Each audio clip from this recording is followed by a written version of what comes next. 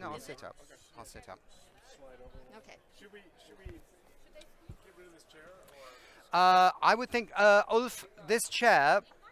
No, Ingmar comes on later. So I've got an idea. Why don't you remove that chair? No. No, no, no. I've got a better idea. Durwood.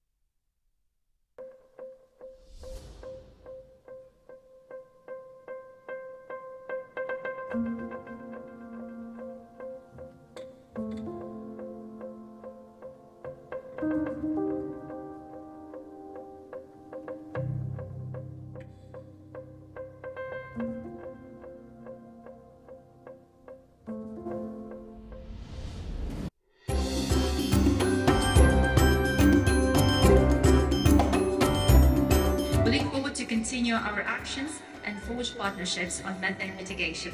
Collective action dooms us to succeed. Thank you very much for your attention.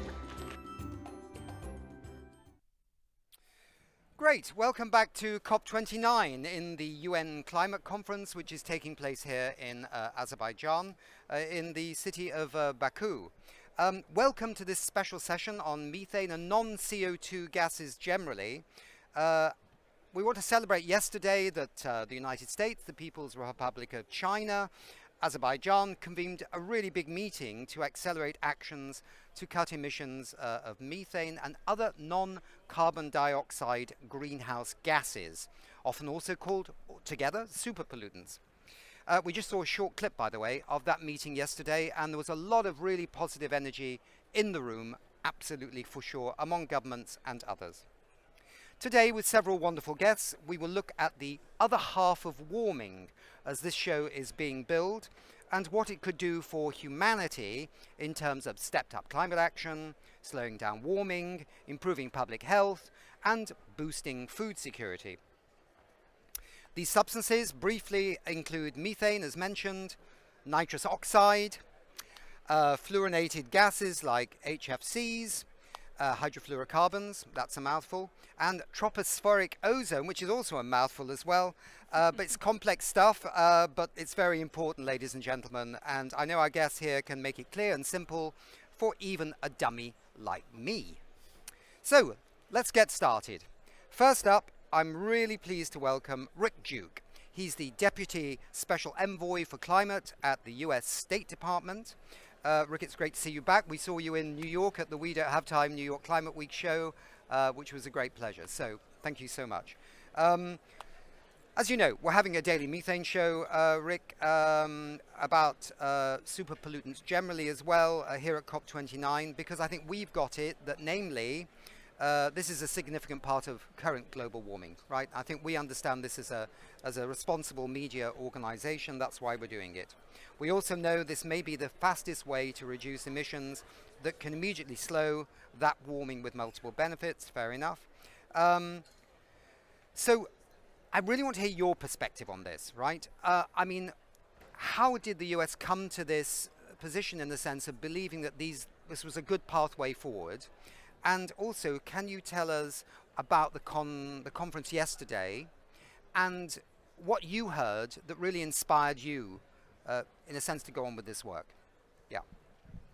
Thanks, Nick, and so pleased to be here with this panel of friends and colleagues that are doing so much to advance this agenda. It starts with the science for us, and it should start with the science for everyone. When we look at the Intergovernmental Panel on Climate Change and their core analysis, what you see pop out of their charts is that not only are these non-CO2 superpollutants potent and causing over half of today's climate change, but they're also the fastest way to get at cooling the planet.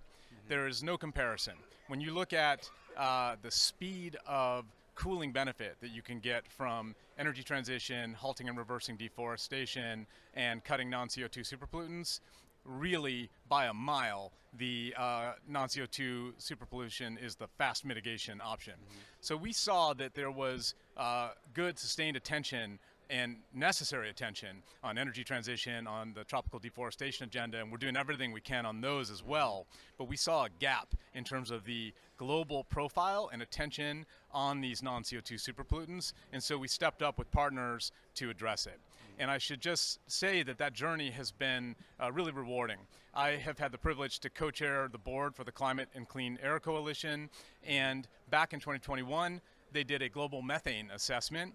And that global methane assessment was what we leveraged in order to bring together the Global Methane Pledge, first with 100 countries, $350 million from philanthropy. Now we have 157 countries at last count, and we have mobilized over $2 billion in grant money that is putting billions and billions to work in actual methane mitigation investments through the World Bank, EBRD, EFAD, and a range of other institutions. So we're starting to get it done on methane.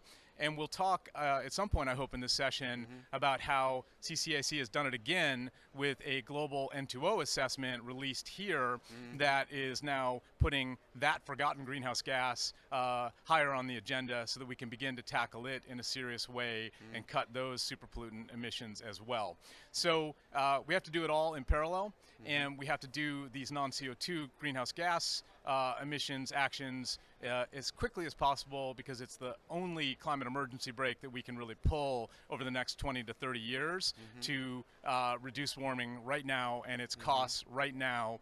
And thankfully the world is starting to pay attention and remedy the fact that if you look across the board, less than 5% of climate finance goes into non-CO2 superpollutant action, even though it's over half of today's problem. So it's good that we're waking up and acting on it, and we need to do more. The event yesterday, just to speak to that, was actually the second summit on methane and non-CO2 that the US has co-hosted with China. And to put that in context and note, last year in October, the US and China came together, and for the first time, China committed that it will include non-CO2 in its 2035 Paris Agreement target to reduce emissions. That was akin to putting a Russia-sized economy into the Paris Agreement for the first time, because those non-CO2 emissions in China had previously been omitted from their math and from their actions. Now they're acting, they're committed, and we see that in the form of not just one, but two summits co-hosted by China, and all kinds of clarity about plans and actions and policies and measures to address things like coal methane. That's very exciting for the world and for the planet, and we appreciate that leadership. We saw the world echo that last year at COP28 in the global stock take that encouraged all governments to address all greenhouse gases, including non-CO2, in their respective targets. And now we need to just keep moving and tackling all of the complicated greenhouse gases that you enumerated at the top, and we will continue the work. I mean, it was interesting yesterday as well. I mean, I think, obviously I'm British, so I picked up on Ed Miliband, the new kind of climate secretary or whatever for the UK, and they announced, I think they will announce officially today, the Prime Minister of Britain, their NDC, their new National Climate Action Plan revised up, which has a very high target, which is great. But also he mentioned that none of this is going to be possible. He mentioned methane, but none of this is going to be possible without action on methane. And so again, you were hearing this echoing in the wider spectrum of the climate change story within that methane, that non-CO2 gas summit or conference yesterday, that other nations were obviously internalizing this. And yeah, I mean, I just pick up on that slight point that you made, which is not a slight point, but a really important point, which is this break, right? Because we have 5 years to deal with halving emissions to follow the science, as you mentioned. And this seems like a really important issue for the halving of emissions by 2030. And is that your sense? Yeah, unquestionably, if we are serious about keeping 1.5C within reach, and certainly the United States is, and really everyone here at this conference is agreed that that is something we need to strive for and push for in every way, we have to do these four things in parallel. Energy transition to deal with CO2, halt and reverse deforestation also to deal with CO2, cut these non-CO2 superpollutants, and then over time scale up carbon dioxide removal. Right. And it's a significant list. It's quite a to-do list, but the thing on that list that is going to matter the most to the next 30 years and the actual temperature that we experience and the impacts that we suffer is non-CO2. There's no comparison, and so to minimize any overshoot above 1.5 C and to manage today's costs from climate change and to buy us time for the slower work that is required on energy transition and stock turnover and so on, there's no alternative. We have to do it all, and we have to really in many ways start with and most quickly succeed in tackling all of these non-CO2 super pollutants right now. Okay. Good. Thank you, Rick. Stay with us, please, for as long as you can. Let's go up to next to Durwood Zaelke, who is president at the Institute for Governance and Sustainable Development, and I have to say, a very long and old friend. Over many years, this man has been campaigning on some many areas of the climate change challenge, and it's nice to see you, Durwood. But here, tell us about the fluorinated gases. Briefly, where they're used, because there are people out there watching the show that don't know everything about HCFCs or HFCs or CFCs, can you believe? And so where are they used? What benefits have accrued as a result of stepped up action? I think that's very important. And what more is there to come? Good to see you, Nick. Yes, Durwood. The fluorinated gases are used as refrigerants primarily. You have an air conditioner, you have a refrigerator. That is the fluid that brings the cooling into your living space or your food cooling space. It is a powerful, those fluorinated gases are powerful climate forcers. They warm the planet. They also destroy, in most cases, stratospheric ozone. Mm-hmm. So we created a treaty 35 years ago called the Montreal Protocol on Substances that Deplete Stratospheric Ozone. Mm-hmm. That treaty has put the stratospheric ozone layer on the path to recovery by 2066, slow but steady progress. And at the same time, it's avoided as much warming as CO2 causes today. It is a brilliant treaty.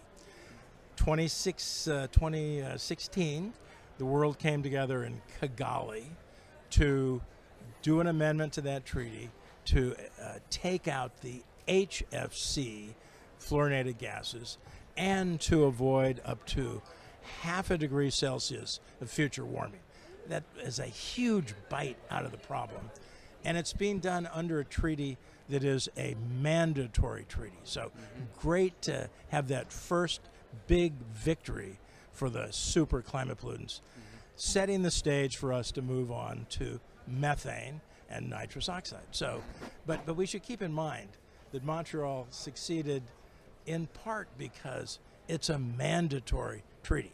So that's the direction we need to head, from pledges to, from science to technology to pledges to finally mandatory measures that say this is what's going to save the planet from going over the tipping points, as you say, 5 years before we lock in 1.5, and we face the first 5 of 16 irreversible and catastrophic tipping points. We got to slam on the brakes fast, and methane is now, along with the other super pollutants, the only way we know how to do that. And again, you share this idea that this could be a break that we need just right now in terms of the warming that could just help us to maybe stay within the 1.5 degrees centigrade safety target, you could say, of the Paris Agreement, and give us chance for the bigger decarbonization to move a bit faster or get a bit further? I mean, is that your sense? Well, I mean, Secretary General Guterres says it well. We're on the highway to climate hell with our foot on the accelerator, and we're about to hit dead man's curve and go past the 1.5 survival guardrail over the cliff. First 5 tipping points are right there at 1.5 degrees. We're going to have a very hard time if we don't slam on the brakes. The way they do that, the emergency brake, pull methane right now. That's the way to slow warming. As Rick has said, it is the biggest, fastest way to slow warming in the next several decades. And it's something that we're learning how to do. We made incredible progress, and now we need to keep the momentum. And the CCAC, these other institutions, they're stepping up to do their job. I must say, Durwood, if you ever had a second career, it would be as that rather gravelly voice on those trailers of rather scary movies, you know, that you see. Yeah, I mean, I think there's a job for you there somewhere. Thanks. Thanks, Nick. But it's definitely a movie none of us want to see, right? We want to make sure that movie never gets made. I'm an optimist, Nick. The Montreal Protocol is the solution. Right. Methane agreement in the future is the solution. So it's not just scary. It's also something. There's a real opportunity at the end. Yes. It's a real opportunity that we need to seize. Great, Durwood. We're going to stay with us because we're going to dig a little bit more into this in a more kind of more a chat afterwards. But we're very pleased to have David Kanter with us. He's the associate professor at New York University and chair of the International Nitrogen Initiative. And just for the viewers, David has a slightly sore throat, so he may be a bit gravelly as well. Okay, yeah. But I want to make sure that microphone's working, tech crew, because David's voice, good. You make sure you turn it up for David. Thank you. Not here in the room, but outside to the audience. David, you're a world authority on nitrous oxide. Many people watching this show will be like almost immediately going, what is that? You know, and we could say laughing gas, then they just think of the dentist, and that's all they think about. So first, can you tell us what it is briefly, and what does it do in respect to climate change and other impacts? And also tell us, marathon question, about the first ever global nitrous oxide assessment, which I think Rick alluded to, and that was launched today, or certainly sometime in the current 24-hour window, and you're a co-lead author of that report, yeah? Okay. Yes, thank you very much, Nick. So as you said, nitrous oxide is most well known as laughing gas in the dentist office or as an anesthetic, and that is really the only part of it that's intentionally produced. Most of it is unintentionally produced. It's a byproduct of other things that we use, primarily from fertilizer and manure in agriculture, right? We know, and this assessment, this new assessment that you mentioned that was launched yesterday, the Global Nitrous Oxide Assessment, the CCAC assessment, confirms that nitrous oxide is the third most important greenhouse gas. It's responsible for about 5% of global greenhouse gas emissions. And historically, it's already warmed the climate about 1/10 of a degree. And if we take ambitious action, we could actually avoid 2/10 of a degree of warming from nitrous oxide. Now, given that we have a very limited budget to keep 1.5 alive, this assessment finds that there is no plausible pathway to 1.5 degrees without taking ambitious action on nitrous oxide. It's also, as you mentioned, the other impacts. It's an ozone depleting substance, and it's actually partly because of the success of the Montreal Protocol that Durwood was alluding to, and partly because our demand for fertilizer and livestock products continues to increase. It is now the largest remaining threat to the ozone layer, and if we don't take action, it could undermine the legacy of the most important international environmental agreement we've ever had, the Montreal Protocol. In fact, emissions of nitrous oxide today are more than the sum of all other ozone depleting substance emissions combined, right? And so what this new assessment makes clear is that there are opportunities for action. We can reduce emissions by over 40% by 2050 and up to 60% if we take more fundamental societal transformative action. That in terms of climate benefits, that could avoid up to 235 billion tons of carbon dioxide equivalent. Just to put that in context, that's 6 years of carbon dioxide from fossil fuels that could be taken out of the atmosphere if we take ambitious action. And it could also deliver ozone benefits that are 5 to 12 times the benefits of the last big ozone action the Montreal Protocol took to accelerate the phase out of HCFCs, the second generation of alternatives to CFCs.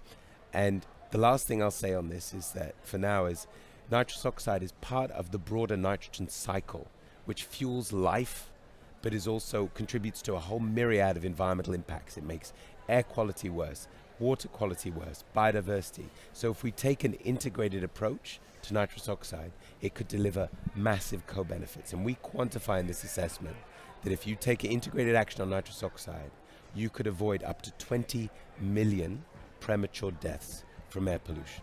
And that's not even accounting for the water quality benefits, the ecosystem health benefits, and the human health benefits that could result. So just to put this in context, all these, and we're going to come to tropospheric ozone next. Just wait for it, viewers. This is another one you're going to have to get your heads around. That they're called short-lived because they don't live as long as CO2. Is that the simple shorthand version of why they got put under this chapeau? Because I mean, nitrous oxide lasts for what, 100 and something years. Methane, some people say 8, some people say 10, some people say 20. You know what I mean? Yeah. You hear different numbers, but we know Decades. what they mean. CO2 can stay up for hundreds and hundreds, if not maybe 1,000 years, right? So is that why they got called short-lived climate pollutants? Can anybody answer this question? I think it's important to clarify that all the greenhouse gases we're talking about here are superpollutants. They're all Right. very potent in their impact per molecule. Right. And so there are very cost-effective measures to address them accordingly. And we have the track record of success on HFCs, the nascent success on methane. But to be clear, N2O is better thought of as akin to CO2 in its half-life, in its duration in the atmosphere. It's just a potent superpollutant per molecule, and there are very cheap ways to abate N2O, such as from industrial sources, where we've seen, when the right incentives are in place, success in driving down industrial N2O. Indeed, in the United States, in July at a superpollutant summit, where we tackled all these topics, we announced measures that will cut our industrial N2O in half in the United States. And in China, we saw announcements just in recent weeks of 45 million tons of CO2 equivalent of industrial N2O abatement through carbon markets approaches. That's akin to shutting down 15 unabated coal-fired power plants. So major success because it is a potent greenhouse gas and therefore quite cheap to abate per molecule, but it isn't actually short-lived in the way that methane, tropospheric So we should say ozone, super and HFCs pollutants, of are. which some are short-lived and some others aren't short-lived, but they're all super pollutants. Okay, that's probably just, I'm thinking about the audience out there a bit. Yeah. The you were- difference maybe between the super pollutants and the short-lived climate pollutants is that super pollutants also caters for the nitrous oxide, and the others are indeed shorter lived in the atmosphere than CO2. Okay. And they're called pollutants as well because they have an impact on air quality and Okay. health. Good. All right. It's good to clear things up as you go along. You know, it's like we're mopping up a bit of the verbiage pollution here, so we can get it right. Yeah. Look, Martina, tell us about this final, unwanted guest at the party called tropospheric ozone. I mean, some people know a little bit about it. Some people might call it smog on sunny days. But, you know, tell us what it is and then why it's sort of like becoming even more of interest from the climate change angle. Yeah, fantastic. okay. And thanks, Nick. It's a pleasure to be back here. I have a beating heart for climate action. Yeah. And that's why I care about addressing this little guy, which is tropospheric ozone. Yeah.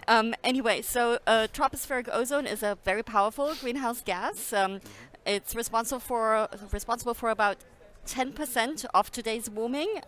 If you look at gross warming, so it's not negligible. It's extremely powerful as well, but it's also a toxic air pollutant, so it really affects human health, and not only human health, also plant health. It impedes plant growth, and that means it has an impact on our output from the agricultural sector, but also forests and so on. So if you talk here in this context at the COP as well about the carbon sinks, well, tropospheric ozone actually does not so good on that factor as well. Now, what makes it very different is tropospheric ozone is not emitted. It's not emitted on its own. It forms in the atmosphere. So that means there's methane, and we heard already quite a bit about methane.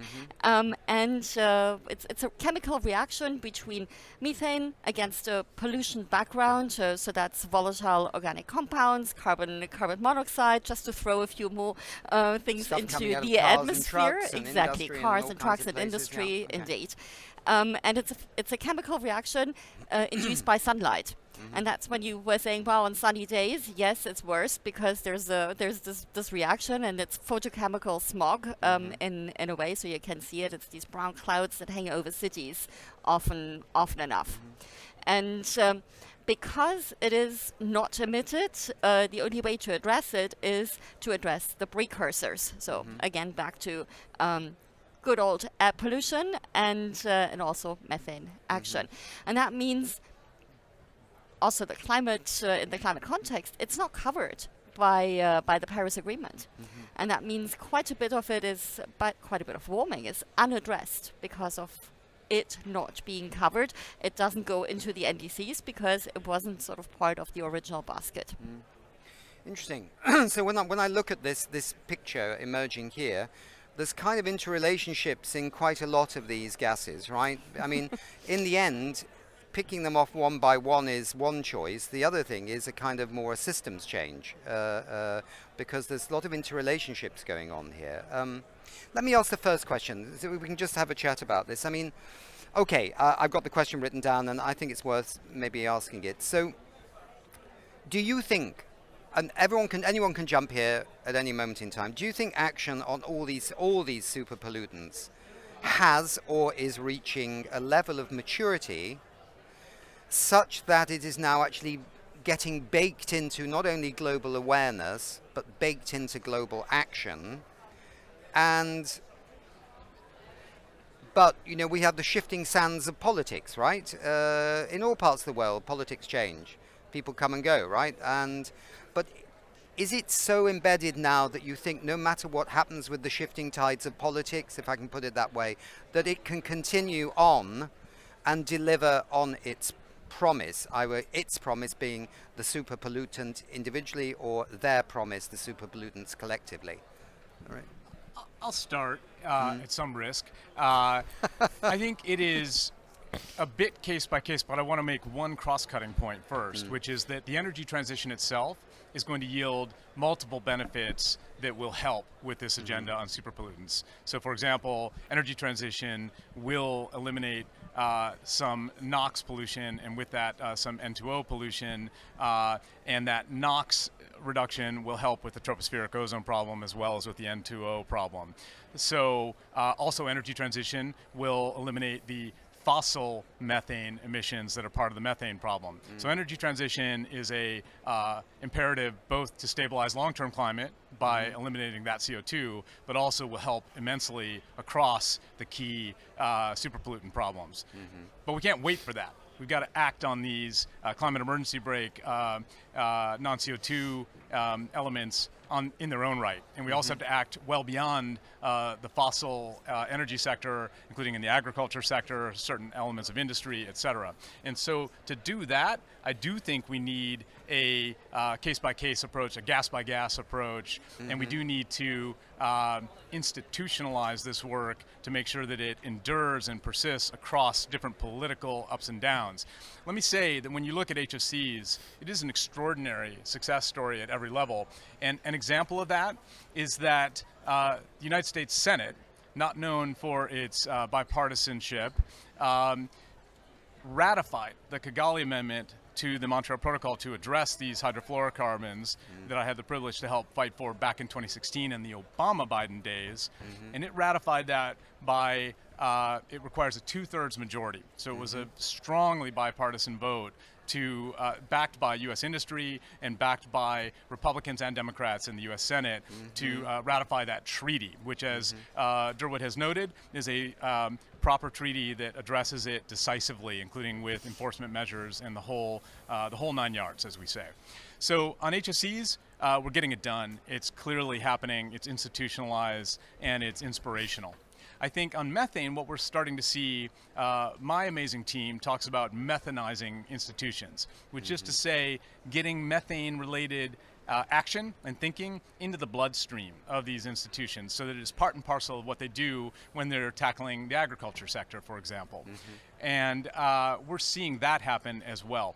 The World Bank just yesterday announced that it is now investing at a scale of billions and billions in methane mitigating actions across different sectors, waste sector, including landfill management and dump management, also fossil energy sector, and the agriculture sector, where things like productivity are a tremendous way to improve livelihoods, food security, but also cut methane emissions per kilo of meat or liter of milk, proportionate to the productivity gains that they can achieve through their programmatic work. And now they're tracking that as a methane benefit, and they're delivering more methane benefits accordingly, and they're investing at the scale of billions required to really move the needle on this. Now, you get to something like N2O, and just now, thanks to CCAC and UNEP, it's on the agenda here, and I think that gives us a chance now to begin the work on N2O,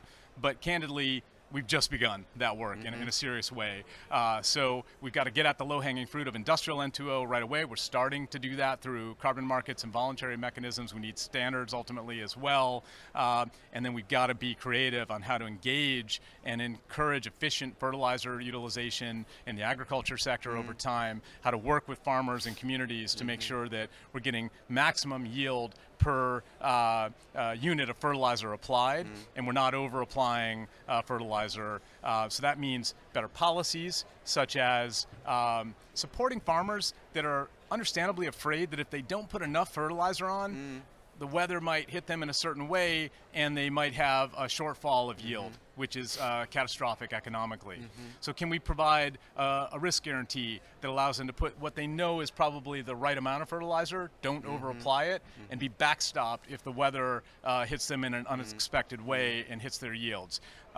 Can we give them better fertilizers that are time release? Can we give them precision agriculture tools, other things that help farmers to get better yields at lower input cost and thereby reduce all these impacts? Now, finally, tropospheric ozone, brand new on the list, barely begun in terms of a discussion on how to handle it, but it is fully 0.25 degrees of today's climate change problem, and it is something that has massive public health and agricultural productivity benefits if we can work on tackling it by getting at the precursors, VOCs and nitrous oxide, that are causing that, in addition to methane, which causes tropospheric ozone in its own right. So it's complicated, and some things like energy transition will help across the board, but then some work needs to be done gas by gas because of the nuance involved in each of these greenhouse gas challenges that we face. So maybe you could just, Durwood, I'll come to you in 2 seconds, just picking up, just specifically, David, on the issue of then nitrous oxide. As Rick mentioned, the word agriculture quite a few times, right? Now, this is a very people love agriculture, right? People care about farmers. And I'm sure the agrochemical industry uses a lot of farmers in its advertising to show that we all should feel, very nice about farming. And we know that farmers are under pressure. But at the same time, there are alternative ways of doing farming, aren't there? Which, even some of the big food companies, interestingly enough, are very much actually investing in regenerative agricultural techniques that look after the soil, and the health of the soil. And then when the soil's healthy, you've got the wiggly worms and all the biodiversity that keeps the soil healthy, grows healthy crops, and actually reduces the amount of synthetic fertilizer you need in many, many examples that have been quoted in science. Isn't this a struggle really between a large industry and a way of farming, and therefore the emissions that therefore arise? I don't want to have a row with everybody, but sometimes industries need to move on, right, to a better place for everybody. Sorry, I'm trying to phrase this in a polite way. What do we do about this, David? Thank you for the straightforward question, Nick. I appreciate it. You're totally right. Agriculture is the last item on the menu of any environmental negotiation for all the reasons that you outline, right? The fact is, half of the fertilizer and manure that we apply to agricultural land is lost to the environment. Now, that isn't just an environmental cost. Fertilizer is often the largest budget item in any farmer's budget, right? And you see, for example, after the war in Ukraine started, fertilizer prices tripled, right? There is a very important economic argument for making farmers more resilient to those kind of price shocks, which involves the more efficient use of fertilizer. But what you're also talking about is a lot of the solutions that we talk about in agriculture are about making the current systems of production more efficient, which is really important. And there are a lot of tools and technologies and practices that can help us do that. But there are also some more fundamental transformations that can happen. You mentioned regenerative agriculture. Diets is a big thing on the table, not eliminating but reducing the amount of animal protein intake on average of many, not most, but many people would help. And then there are also technologies that are on the frontier of technologies about, making crops that can't fix their own nitrogen actually start to fix their own nitrogen from the atmosphere. So there are these more transformative and systemic changes that could complement the more kind of efficiency-focused changes as well. And we need to look, to your point also, we tend to focus a lot on farmers and how we can change their behavior. That's obviously very important, but often farmers are actually very constrained in the choices that they have. They're constrained by forces, regulatory, economic, cultural forces beyond the farm that force them to make certain decisions, whether it's production contracts, whether it's the insurance that they can get, whether it's market prices. And those actors beyond the farm, from banks to insurance companies to multinational food companies, supermarkets, can also be the focus of governance in this area. Well, sorry, then we must go to Durwood, I just want to add something that's an important clarification that I know David agrees with because we talked about it on an earlier panel just today. There are many parts of the world, specifically low-income countries, where farmers don't have enough fertilizer. Right. And we need to make sure that we do everything we can to ensure they have enough fertilizer to have proper yields and to have better food security and better economic livelihoods. That's essential. And actually, when we do that, we can take pressure off of land use change and deforestation because you're getting better yield out of the land that you're already using. And you can do that in a way that involves these same tools: better fertilizers, better precision agriculture tools, better policies to incentivize efficient use of fertilizer, such as we're doing through the Efficient Fertilizer Consortium that we launched and that's active in places like Brazil. And then there are countries, typically wealthier countries, where fertilizer overuse is happening in a way that isn't helping farmers and isn't helping yields, and where we need a full engagement with the agricultural community to empower them to cut their costs for inputs and increase their yields while reducing N2O emissions in the process. But I want to just be very clear, this isn't about somehow being skimpy with fertilizer access in developing countries and low-income rural areas. There we need to make sure there's enough fertilizer for good yields. You're absolutely right. And nuancing this message is very important, that we actually talk to farmers. This is not about taking something away from them.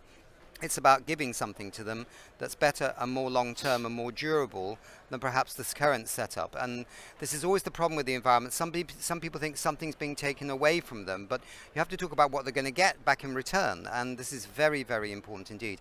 Durwood, I want to just come to you because you've raised your microphone several times and you wanted to make a point. So fire away. We're the fast 50% of climate that the only way we know to slow warming in the near term. I think that issue has arrived here at COP29. The summit yesterday made it clear that there's a deep understanding, everyone who spoke yesterday, of how important this is. But Rick also mentioned that the amount of funding, while it's going up, is still, Rick, I think you said 5%, maybe less than 5%. So I'll be happier when we have 50% of the funding going to the fast 50% of the climate problem. Right. As long as the people that lose the 50% that you're now being given don't complain and then stop it, you know what I mean? This is the complexity. Ingmar, I'd like to bring Ingmar Rensog on, who's the CEO and founder of We Don't Have Time, just to join us on this panel. I'll come to you in 1 second, or maybe Martin, you can complete this session because I wanted to come on to another point. Yeah, I wanted to just come back on the question when you asked, is this sufficiently anchored, this topic? And we've spent 10 years in raising awareness on these short-lived climate pollutants, and now adding N2O as well. But we see a real step change. People are starting to really integrate this. But the question is how you tell the story. And yes, it's a climate story, but it's also a health story. It's also an agricultural productivity story. It's a food security story. So there's something in it for everybody. And when we tease that out, it absolutely does survive different political contexts and priority setting as well. And I think that's been the power of this. And if we take something like waste, we have to deal with the waste problem. It's growing, and organic waste, yes, is a major contributor to methane emissions. But if we can make sure that we don't feed the climate crisis, but we actually feed people by taking out the organics before they become waste, that's a way of doing it. And so it's really identifying what makes people tick, and that's the multiple benefit story basically that we're behind. I know you've been listening, Imar. Is there anything you want to say right now? Because or else I'll come to another question. I mean, this is we must do things that give us more time, and super pollutants are not a problem; it's a solution if you get rid of them. And I was so glad to hear the Montreal Protocol brought up, because the Montreal Protocol is the biggest success of UN, perhaps for the whole humanity. We agreed on this was a huge problem. If we hadn't fixed the ozone crisis, we wouldn't be able to go outside today. We will be living a dystopian world. We are not. We fixed it. And it was not pledges. It was legal binding agreement, not with all countries on the planet, but it started with 46. Now we have, for methane example, we have 158 countries that wants to reduce methane. But it's just pledges. We need to turn that pledges into legal action, and we need to do it now. Well, that's where I was going to come right now, because there were two things I wanted to ask. One which is kind of unrelated to the topic, but is related. Firstly is that, everyone wants green shipping, right? Everyone wants ships to run around the world in nice, clean fuels rather than dirty bunker fuels. Fair enough, that's good. And there was an agreement in Glasgow at the COP29 on this. This week, or maybe it was late last week, some large companies like IKEA, Patagonia and others basically announced that they'd asked for one shipping line to sail around with their goods on with green fuels. And now that has been done. So the business had an influence on something that was going a bit too slow since COP26, right? The businesses said, we don't want you to ship with dirty fuels. We want you to ship with clean fuels. They got, I think it was Hapstead Lloyd, which is one of the big German shippers, to actually offer a tender that they bought into. So that was the influence of progressive. I know progressive doesn't work in America as a term, it does in Europe, but a positive thinking business, right, having an influence on something here to do with climate change, on the shipping. So that's the one question. What can business do about this? How can it use its influence, like the food companies with farming and other influences? And then the second thing is the regulation that you mentioned. We know the US have got it, the EU have got it. The EU one has this interesting flip in it, which it says don't sell us any gas unless you're cutting your methane. Now, that could be something, again, that could, if everybody followed that a bit more, that could really give some teeth to the oil and gas companies doing what they promised to do. Do you know what I'm saying? So these interconnected areas. Ingmar, you could just let somebody just answer this first, then we'll come to you on that. Anybody want to take that? Let me say one quick word, which is, in addition to the $2 billion in grant money that's now mobilizing the tens of billions of dollars in investment on methane mitigation through the World Bank and EBRD and other entities, we also have seen major progress on governments stepping up and doing planning to cut methane, but then following through with standards to cut methane. That includes the United States, which has a standard to drive down methane dramatically in our oil and gas sector, and that dovetails beautifully with the European Union's import requirements, where they're going to insist on having cleaner gas and oil as the requirement to access the European market. And we now saw yesterday that a large number of countries are taking action on landfill methane standards as well. And so we do need all of that to happen, and it doesn't have to be a binding international treaty to get to binding domestic law to drive down emissions of these super pollutants. But one way or the other, we need a combination of innovation, incentives, and standards to drive down all of these super pollutants across the board. Okay. Ingmar, just come quickly back in then. What were we going to say? Yeah, can I say that the Montreal Protocol, it was not just the countries, it was also part of the industry that took initiative that made it happen. And one company that deserves credit for it is a Swedish company, Electrolux, that produce a lot of fridges. They were behind the scenes pulling the strings to actually get rid of Freon, a product they use themselves. So we need those bold companies step up with super pollutants and short-lived climate gases, and I think they exist there, and we need to mobilize them and work together with them. David? Just to build on that, another angle of this was that the same companies in the Montreal Protocol that produced Freon, those CFCs, a lot of them also produced alternatives, right, that were patent protected, and that essentially the Montreal Protocol created a market for those alternatives. There's a similar dynamic for nitrous oxide with fertilizer companies, highly concentrated industry, and a lot of those same companies either invest in these enhanced efficiency fertilizers that Rick was talking about, or in technologies, precision agriculture, other kind of GPS technologies that help farmers use it. So this isn't just something that's good for the planet, it's a massive market opportunity, especially for companies that are brave enough to be first movers on this. But, so let me ask one question on that, because as Durwood knows, it was the DuPonts of this world, and Electrolux as well, who had the alternatives already in their bottom drawer. They were the same companies. The agrochemical companies, are they the ones with the precision agriculture solutions, or is it another group of companies? No, they are the same. Ah, so okay. they produce the enhanced efficiency fertilizers, and a lot of these companies, these fertilizer companies, are so big they can buy up the precision agriculture companies, these smaller technologies. So a lot of them have these technologies in their portfolio. Like some of the oil and gas industry companies did, and then stopped, like BP. But that's, I can say that because that's British Petroleum, right?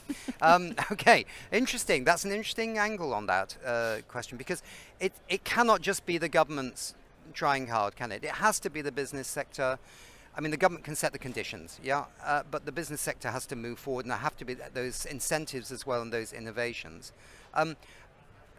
Durwood, is it the end of your story? In other words, is the job done? Are these fluorinated gases that were damaging the ozone layer and then also found to be causing climate change, are they out of the system? Or when will they be, when can we say bye-bye to them? So the Montreal Protocol has cut 99 chemicals by almost 100% in its 35 years of existence. But the job is not done, because we have to finish the HCFC phase out. We have to finish the HFC phase down. We have to continue the effort to make the cooling equipment super efficient, which can double the climate benefit. So there's more and more still to do. Right. I'm going to have to say arrivederci Roma, au revoir and goodbye to one of our guests who has to be somewhere else. So Rick Duke, thank you so much indeed for being with us, and thank you so much for being with us on New York Climate Week. I don't know what you'll be doing next year, but if you want to be on We Don't Have Time again, we'd be very happy to have you. It's always a pleasure. Thanks, and you're in great hands. Thanks very much indeed. So could there be space now in the Montreal Protocol, seeing as you've done so much with 99 chemicals, to put nitrous oxide in and deal with it there, because it's an ozone damaging chemical too? Exactly. So David pointed out it's the last significant ozone depleter as well as a climate pollutant. So it belongs historically into the Montreal Protocol. And I think the acid side is the easy side. We can do that quickly. There's concern that the agricultural side may not fit as well with Montreal Protocol, but you have to remember, we did methyl bromide as an agricultural... Which was a pesticide used in agriculture, it was a fumigant. Wasn't it? Yeah, yes, fumigant. Exactly. And we figured out how to do that. It was a tough negotiation. We wrestled with it year after year, but it is almost now completely gone. So I think the Montreal Protocol is the agreement that could handle all of N2O. And just to build on Durwood's point, one of the things that we find in our assessment is that if we focus exclusively on carbon dioxide and methane, but do nothing on nitrous oxide, which is the trajectory we're currently on, that would be the worst case outcome for the ozone layer. In that scenario, most of the world's population would be exposed to ultraviolet radiation that is worse even than in peak ozone depletion in the 90s, right? So there is a real ozone consequence of only focusing on CO2 and methane and doing nothing on nitrous oxide, which is just another argument for why Montreal Protocol could be a good. Clear this up, Ingmar, because some people think our campaign Buy More Time is about, putting your feet up, drinking beer, watching football and doing nothing, or that we're just exclusively focusing on methane as we don't have time. Just can you clear that one up? So the Buy More Time campaign, it's advocating to do what we can do to give us more time to do everything we need to do. And the Buy More Time campaign focusing on short-lived climate gases, because the logic is if we stop releasing short-lived climate gases, we don't need to capture it. It will disappear from the atmosphere by itself. And when it's not released anymore and it's not up in the atmosphere, we will not have the global warming effects of it, and that will give us more time. We will avoid tipping points, and we need to continue do the phase out of fossil fuel and nitrous and all other dangerous gases we put up there. But if we are buying more time and not using that time to fix the problem, we're still in a very deep problem. So that is not the solution. We really need to buy more time in order to get everything else in order, and we need to focus on two things generally. It's the time frame. We need to have solutions that can scale here and now, give a big effect here and now, and we need to focus on the big problem. We can't just focus on one. We need to focus on the big problem and the time frame. I think as well, just to nuance this, I think that I mean, we've all been, I've certainly been, like you, Durwood, and Martina, and maybe to an extent you, David, we have our areas that and people talk about being in the bubble, right? And then when you step outside and go on the number 12 bus, right, and you start hitting them with CFCs or Tropospheric, and people go, yeah? Is that a new band? I mean, people don't know. So we walk out into the bubble, and we think everyone will know about it, but they don't. And I suppose what we want to try and do with Buy More Time is build the awareness that there are chances to move quickly, but absolutely 100% not say that you shouldn't be operating on all the gases, right? And yeah. I can just reflect upon something there. I mean, the solution to the climate crisis is not in the science, it's not in the solution, it's in the communication. We have the solution, we have the science, but we need to mobilize enough people and leaders on board. And the way super-pollutants have been portrayed in kind of communication out from the scientific community to a broader audience is that it's another problem, it's a bigger problem. And if you work on carbon dioxide, and it's not going that well, you don't want to hear someone saying, I have another problem, and it's even bigger and more dangerous. You kind of, okay, now we're trying to handle it. So we need to portray the super-pollutants not as a bigger problem, but as a solution that will help us solve the climate crisis. Let's focus on how we can get rid of them as a solution. Durwood? Nick, we started with short-lived forcers. Ah, yeah, I remember. That was the initial scientific language. Then we went to short-lived climate pollutants. That was a step up in communications. And then we finally discovered super pollutants, which captured even more the power of these chemicals. And then we added, as Ed Miliband said yesterday, the sprint, because if we cut these quickly, it's a sprint that gives us a reward of cooling the planet within a decade or two. And then, as Ed went on, cutting CO2, decarbonizing the energy system, that's a marathon. Now, you have to run that race, and you have to win it, but it's a longer race. And then finally, there's the ultra-marathon, which is learning how to take CO2 out of the atmosphere faster than the natural cycle. And now we're learning how to do methane as well. So there's a new National Academy of Sciences report on a methane research agenda for methane removal.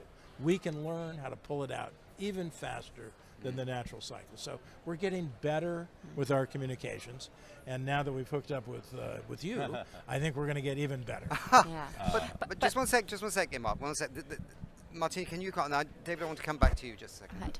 I just wanted to make sure that we hold the thought it's not an either or. We talk No. about both. It's a dual strategy. And the thing is, what we need with the just energy transition, this has to happen. Obviously, all the actions have to take place now, but it takes longer time to take effect because it's a deep systems change. What we look at with this agenda, and that's where the marathon and the sprint is a good analogy, this is faster. And that's where it's not buying time in terms of not doing, but it helps us buy time with regard to the effects. And when we started, indeed, we went out, we said that's the pre-2020 ambition. That was thinking that by 2020 we would have everything in place to actually do the just energy transition very nicely, very but then we now, since not enough has happened, we're with the back against the wall. And if scientists tell us we may hit 1.5 over the next 5 years, we have to make sure that this overshoot is as little as possible and as short as possible. And that's where, again, this action comes in to help us bring us down and thereby reduce the needs for adaptation. Yeah. So, David, I mean, look, we're all chatting here as friends, and I don't want to sort of, into a row about buy more time and where does nitrous oxide fit in. Nitrous oxide perhaps has its own story, but it has a relationship with these wider stories as well. And so I suppose the question is, if there was ferociously unbelievable, fantastic ambition on methane, and the 75% reduction that the International Energy Agency recommends for the oil and gas industry in terms of methane emissions being cut. If this all happened on time by 2030, what would it do for nitrous oxide? Well, methane and nitrous oxide are kind of intertwined. Their fates are intertwined, especially in agriculture, and especially when it comes to livestock. Yeah. Right? Because that manure is a nitrogen source, and currently it's mostly a waste product. It doesn't get reused as a nutrient source when it could. And if we close the nitrogen loop, the nitrogen cycle, and reused more manure, that would be a huge help, not just in reducing methane, managing that manure better, but also in reducing nitrous oxide. But in terms of broader action, nitrous oxide is part of this broader nitrogen cycle. And there is, in the past 5 years alone, a huge amount of policy attention on nitrogen writ large. There have been resolutions under the United Nations Environment Assembly. Yes. There's Target 7 under the new Global Biodiversity Framework that calls for halving nutrient losses to the environment. The last farm to fork strategy in the European Union called for halving nutrient losses and reducing synthetic fertilizer use by 20%.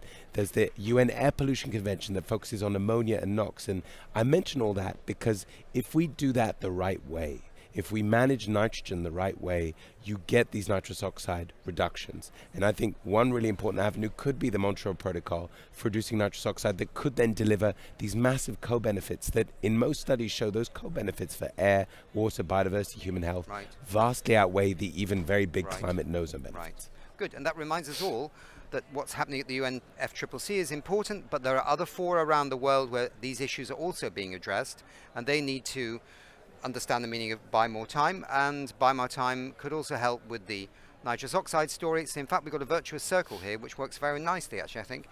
Look, I have to start wrapping this up because there's like 4 minutes to go, and that would be the end of the show here today. But any very last brief comments from anybody? Ingmar? I must say that I love this. I heard it in the plenary yesterday, the sprint and the marathon. It's exactly what we need to do. In order to win the race, we need to do the sprint to, get ahead our competitors. And the competitors are the super-pollutants. We don't want them to win the race. And we need to keep running to win the marathon. I think that's a very good way of communicating. There might be another race in the middle, but I can't know what it is. I was thinking jogging, but that's slower than the sprint. And it's we don't have time to jog. We don't have time to jog. It couldn't be sprint, jog, and marathon. But anyway, I would also like to just Kanter. add one thing. Kanter. And that's part of this. We can't portray super-pollutants that this is another problem.